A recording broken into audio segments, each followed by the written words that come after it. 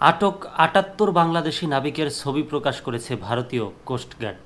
আটক বাংলাদেশি ৭৮ নাবিকসহ ২টি ট্রলারের ছবি প্রকাশ করেছে ভারতীয় কোস্টগার্ড।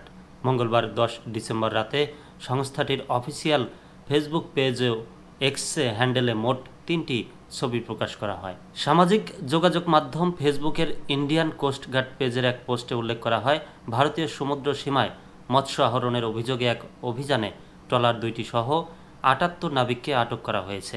নাবিকসহ ট্রলার দুটি প্যারাদ্বীপের কাছে নেওয়া হয়েছে। এসব ছবিতে দেখা গেছে আটক বাংলাদেশি নাবিকেরা মাথার পেছনে হাত দিয়ে হাঁটু গেড়ে বসে আছেন। তাদের পেছনে দাঁড়িয়ে ভারতীয় কোস্টগার্ডের সদস্যরা। আরেকটি ছবিতে দেখা যায় সাগরে চলছে বাংলাদেশের দুটি ট্রলার। তৃতীয় ছবিতে ছিল জেটিতে ট্রলার দুটি নিয়ে আসার দৃশ্য। ছবির ক্যাপশনে ভারতীয় কোস্টগার্ড জানিয়েছে, ভারতীয় সমুদ্র সীমায় মৎস্য আহরণের অভিযোগে এক অভিযানে ট্রলার দুটি সহ ৭৮ নাবিককে আটক করা হয়েছে।